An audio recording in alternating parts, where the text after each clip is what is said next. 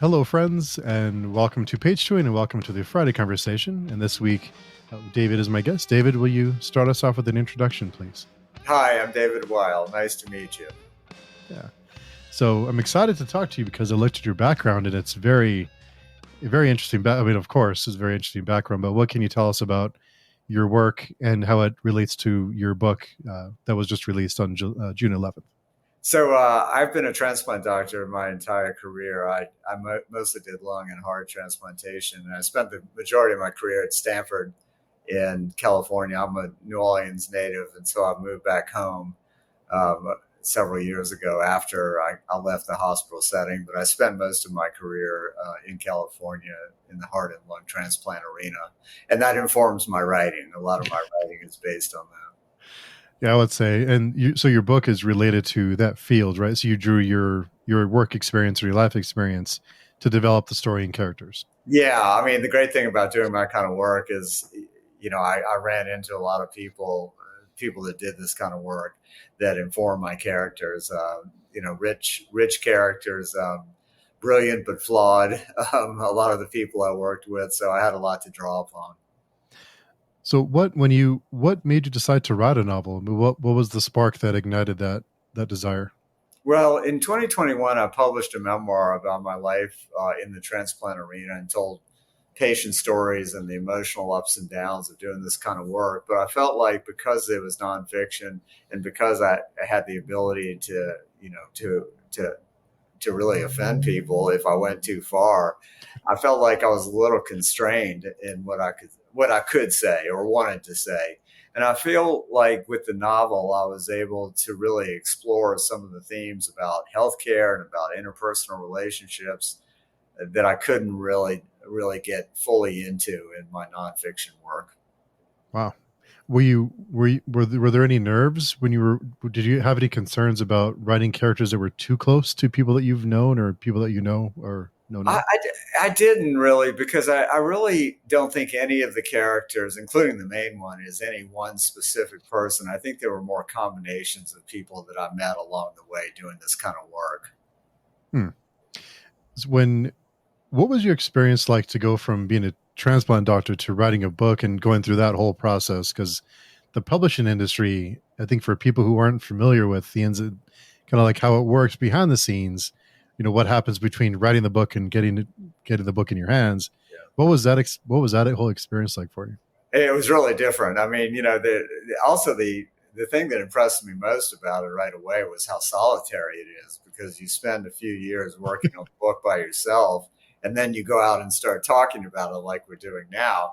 Transplant was the ultimate team sport. We had 55 people on our team at Stanford, and there was always a lot of folks around. And I had to get used to a more solitary experience, which at times was difficult. How did you get through those times when you felt like you felt a little lonely or like solitary? What did you do to get through those times? I think a lot of it is just using the time to reflect and also to think about what I've written. But I also have been lucky because I'm still in the transplant arena. I spend about half the day writing, and the other half of the day I do transplant related consulting where I'm helping transplant programs that are struggling for a variety of reasons. So I'm more a coach these days than quarterback, to use the sports metaphor. Um, so I feel still connected to the field, which I think is great. So you're the crafty veteran, huh? Yeah, Yeah. I think so. I mean, I get reminded of that all the time. So yeah, yeah. Yeah, that's it must be such a stressful and I mean, could just because you have someone's life in your hand, I couldn't imagine what that's like on a daily basis. Yeah, I read a lot about this in my first book, but in the novel that just came out, I also try to portray the responsibility that goes along with it. It's a massive responsibility. There's no getting around that.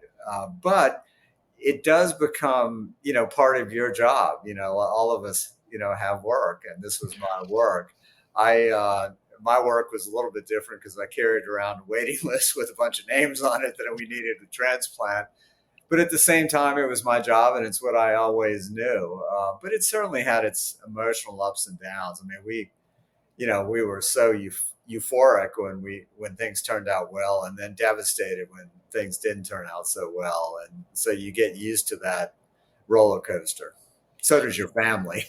Oh yeah, I'm sure it's a lot for everyone around you, not just you. And I'm fascinated with how, as we get older in life and our life experiences, how are those experiences shape and craft us?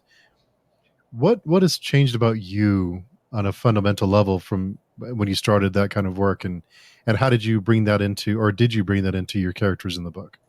Yeah, it's a great question. I mean, I think when you're young, and when I started this, working in this field after I went through my training period, I was 30 years old, and things that look different, as a 30-year-old, and I'm 60 now, and things look different. Things happen to you. I had kids of my own, and so when I was taking care of somebody else's kids, I couldn't help but think about my own. Mm. And then my father got a transplant early on in my career, and that changed me because I became a family member of a transplant recipient, not just the doctor on the other side. And so, these life experiences change who we are. But the Mhm. good thing, I think, is that when it comes to writing, I don't think I could have written any of these books when I was 30 years old, because I don't think I really was evolved enough, frankly, Hmm. to really write them. I think it takes a lot of contemplative self reflection to get these words down on a page, because I think the readers are looking for emotion. Mhm. And I think, well, I don't know. I hope that I was able to evoke that emotion on the page. When you had the story in your mind, did you develop characters on the side, or did they come to you as you were crafting the story? More of the latter. I'm not much of an outliner, and I kind of write my way out of problems. I certainly understood the main character pretty well, and he was a combination of some of the people I worked with. But I also think the other characters in the novel interest me a lot, and I Hmm. really thought about who those people were, and and how were they able to impact the main character so that he would change during the course of the novel, and of course he did. Hmm. When you were developing the story, were there anything that you wanted to draw out of your experience to inform people like me who have no idea what happens behind the scenes in that field, to kind of what goes on in that world? Yeah, I mean, I was hoping that the readers that don't work in this field, and that would be most of the readers, Yeah. would kind of understand what it feels like to do the job. Not so much like a Grey's Anatomy version of it, but more of a, what's on the mind of people that are trying to put new hearts and lungs in people, and how do they feel when it goes well? How do they feel when it goes poorly? How do they interact with their colleagues? And those are the kind of things that interest me a lot. And I wanted to make sure in really both of my books, but in the novel in particular, that I saw how the impact of, or I showed how the impact of doing this kind of work impacted the relationships around the central character, who had a romantic interest during, in the novel. And that relationship really was impacted heavily by the kind of work that the protagonist did. Yeah, I would imagine it's hard to turn that off. It's not just a when you walk out those doors, it's your mind. I bet it goes everywhere with you. Yeah, and that was true of my main character, and it was true of Yeah, me as well when I did the work. yeah. When you were telling the story and developing and bringing your characters into it, were there what about characters is important to you? What traits did you bring into them, or what I don't want to say tropes, but what kind of feeling did you want the reader to get from your characters? I think the hardest thing for me as a first time novelist was to make them three dimensional, Hmm. to neither be all good or all bad, to be sort of cardboard or Yeah. stereotypical. I think that was the biggest challenge. But, hopefully I was able to show them, and there's seven or eight that I think are the most important in this book, but to show them in their full selves, and to also show them interacting with my main character in a way that I think was authentic, because I saw some of these kind of interactions, myself in the hospital setting. And just hearing about your work and experiences, how did you find time to write your not only this book but your previous book? How did you manage to do that with how busy you are? Yeah, I did. I did most of the heavy lifting after I left the full time practice. Hmm. When I decided to take a career change, I was only 52 years old. I was relatively young, Hmm. for what we do, to change directions. But I really, one of the goals in changing directions was not only to become a consultant in the transplant arena, but also I really did want to write books. I'd always been an avid reader and thought, like a lot of people that read a lot, maybe I should try my hand at it. And I really wanted to give it a whirl. But you're right. I mean, it's time consuming. I mean, it's amazingly time consuming, and it's time consuming in a good way, though. Hmm. I really enjoy that part of it quite a bit, and I'm looking forward to my third book that I'm working on right now. Oh wow, you have a third one coming already. Yeah, yeah, Yeah. yeah. That's going to be a while. I'm in early days with it. Oh nice. It's a labor of love, really. Just to, I mean, I'm not a writer. I don't even want to try going there because I don't have it in me yet. But yeah, it's very time consuming. It's very consuming and solitary at the same time. So it's tough to squeeze it all in Yep. with what you're doing. When you said you're an avid reader, what is your favorite book? It's interesting. I read a book by Walker Percy that I have behind me, Hmm. still there, called The Moviegoer. When I was a kid, I grew up in New Orleans, and so the book was set in New Orleans, and I loved it. And so I ended up reading all of his books. He was actually a physician as Oh, well, who became a novelist, and he never practiced. So he went through medical school and residency and all of that, and never practiced. Went straight to writing. And The Moviegoer was a favorite of mine, and it's one I've reread a few times. wow. That's so he never practiced. He went through all that and never. Yep, never practiced. Wow. That's a career change after all that work and energy. Yep. Yeah, that's wild. Were you an avid reader as a child too? Yeah, I inherited that from my mother. My mother's a big time reader. She reads 75 to 80 books a year, and she's 88 and years old and still reading away. And like a lot of kids, I looked at what my parents did, and she got me very interested in books and would pass them on to me, and still does. Yeah. And so I think I got that from her mostly. What was her reaction when you handed her a copy of your book? She, she was surprised. I mean, I think she was surprised that I switched to novel writing. I think, she thought I would continue writing nonfiction books. And, I'm going back to nonfiction for my third book, but I think she was surprised. And, she said she read it in two sittings, and I take that as a compliment. So I think that's a good thing. Yeah, definitely. What made you go from nonfiction to fiction, and which is more time consuming? Because it feels like with fiction you can create whatever you want, but Yeah. with nonfiction you have to be sure you get it right because you don't want someone to point out what you got wrong. So which do you enjoy more, and which is more time consuming? I tell you, I mean, as compared to my first book, I only have the two book comparisons, but I enjoyed writing the novel more than I enjoyed the memoir. I liked the memoir and I needed to write it, and I'm glad I did. But I really enjoyed the creativity part of the novel writing. When I wrote my memoir, there was certainly, you dig deep into your own soul, and that was an interesting experience doing the full brain biopsy. But I think at the same time, you were constrained by having to tell the truth as it happened and trying to pick out which stories to tell and which ones not to. Whereas the novel, I felt like I had latitude to go here and there, wherever the story took me. And I really enjoyed that part of it. I hope one day to write another novel, but we'll see.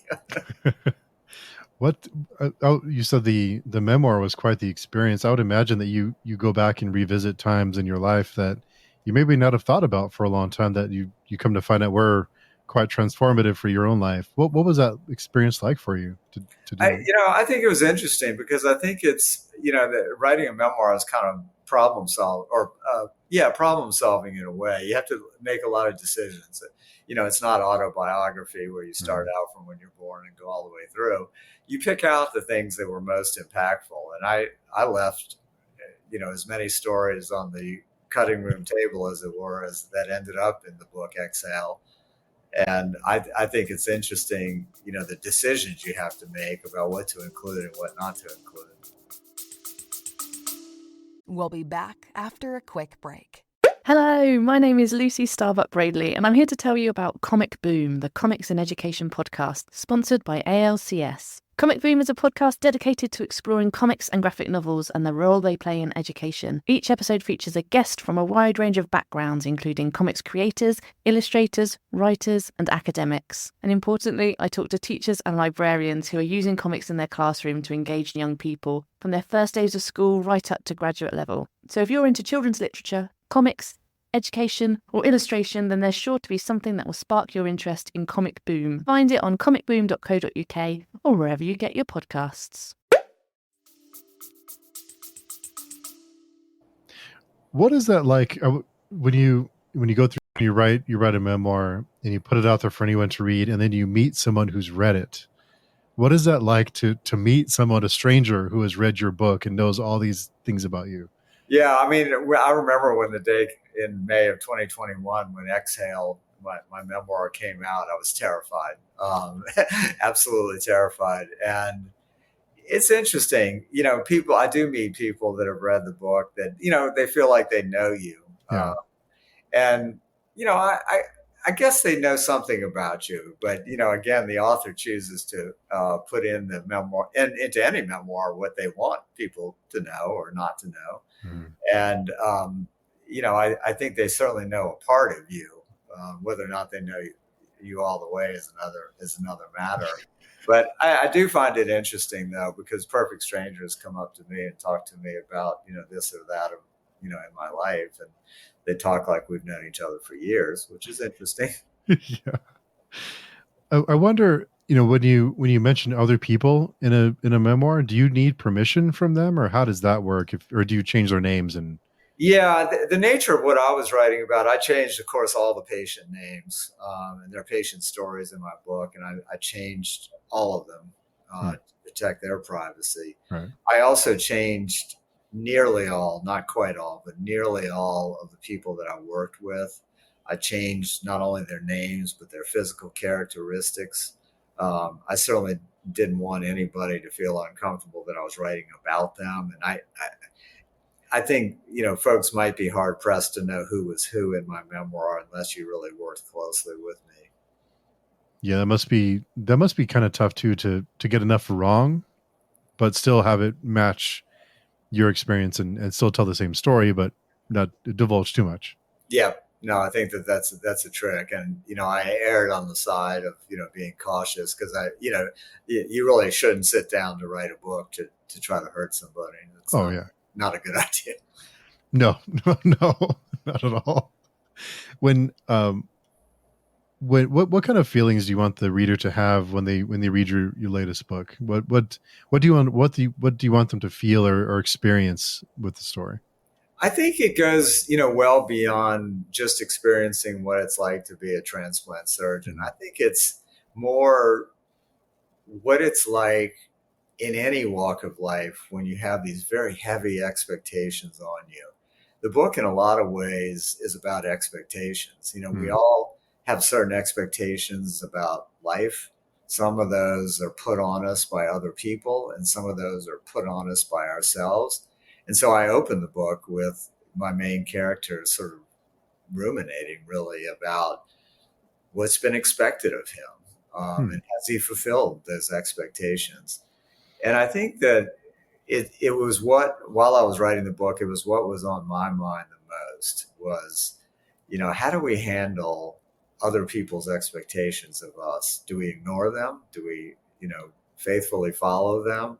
How do we deal with that? And I want readers to not be so focused on, well, he's a transplant surgeon and I'm not. So this has nothing to do with me, but more like I think it has to do with all of us, here on planet Earth, because we do walk around, wondering what other people expect of us. And I think that that's really important. I've always thought that the people with the highest expectations in life are some of the unhappiest people you'll meet.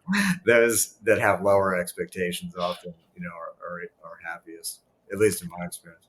Yeah, I think back to was it Calvin and Hobbes? There's one of the panels in the old comic strip that my life is easier the low I keep everyone's expectations, or something to that effect. Yeah, I think that's right. It's a pretty good one. How did you deal with stress and pressure situations in that line of work? I did a lot of exercising. I mean, for me, that was always the go-to for stress reduction. I also had a lot of friends. I mean, I would ride bikes in California with a group of friends, and that was huge therapy for me. I, also, have a great family myself. I have 2 daughters who are very supportive, and a wife who's a nurse who's also very supportive. And I think all of that was really important to me. But the most important things is stay connected to the people you work with. And sometimes I did that really well, and sometimes I didn't do it very well. But I think that that's hugely important, especially in today's healthcare environment. It's a tough place out there. How much has that environment changed from when you were when you started to now? How different is it? A lot, and I'm afraid I'd have to say that it's not changed for the better.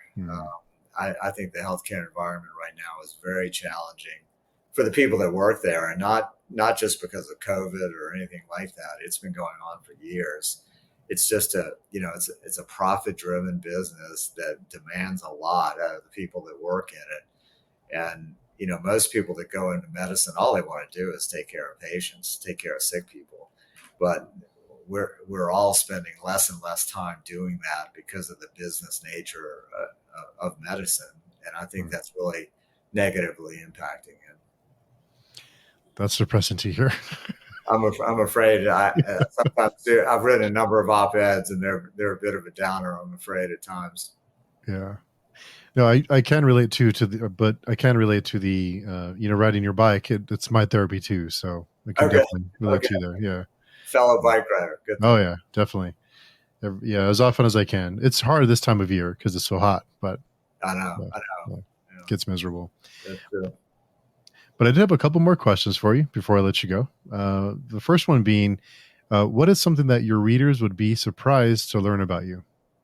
Well, I think one thing that's surprising in the book about me is that I wrote a love story in many ways. I think, I was sort of a testosterone, ego-driven transplant doctor, and I wrote a lot about, a love relationship, really, in this story. So I've already heard, even though the book's only been out a week, I've already heard from a number of people about the love story part of it. So I think that's surprising people. Were you nervous about that part of the story? No, I really wasn't, because I think it's big. I think that, just to talk about the work we all do and the pressures that we all have is fine. But I think you really have to show how it impacts the people around us. That's the thing that interests me the most. I saw this in my own work. I mean, it wasn't just me doing it. It was my wife, being impacted by it, my kids being impacted, my friends being impacted by it. And so I wanted to show that in the novel, that it's not just, one person in the job, it's a whole family and friends situation. Makes sense. The second question I have for you is, was there ever a hobby or thing that you wanted to try, but when you tried it, you didn't enjoy it? Golf. Golf? Yeah, that's an easy one. A lot of my colleagues, it's cliche, but a lot of doctors like to play golf, and I never really picked it up. And when I tried, I couldn't see it. I just didn't understand why it was a thing. I know a lot of people love it out there. The golf courses themselves are beautiful in California, especially where I went.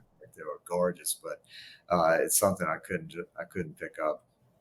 Yeah, I have a lot of work colleagues that go golfing like every Thursday, and I just don't get it. Yeah. Mark Twain. What did Mark Twain say? It's a good walk spoiled, or something like that. Yeah, something like that. I just don't get it. Like, Yeah. I don't know. Maybe one day it'll make more sense. But my last question for you is: what was your first job, and what did you learn from that experience?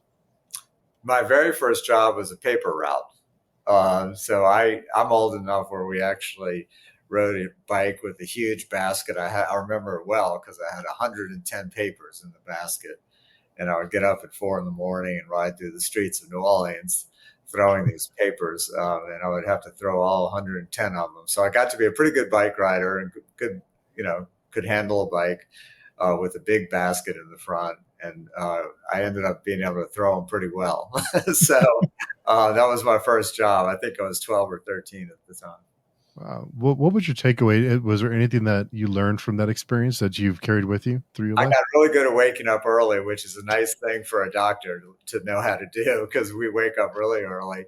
And then also just the discipline of knowing that, no matter rain or shine, you got to go out and throw the paper. And, I lived in a tropical climate, and I rode my bike through a lot of thunderstorms. I can tell you that. So it really was a good learning experience. I liked it. Need that newspaper. It has to be delivered. Sorry, I couldn't. I missed that. It just if that newspaper wasn't delivered, you'd probably hear about it. Oh yeah, I mean, it was the days before the internet, of course, and so people were counting on it for their news.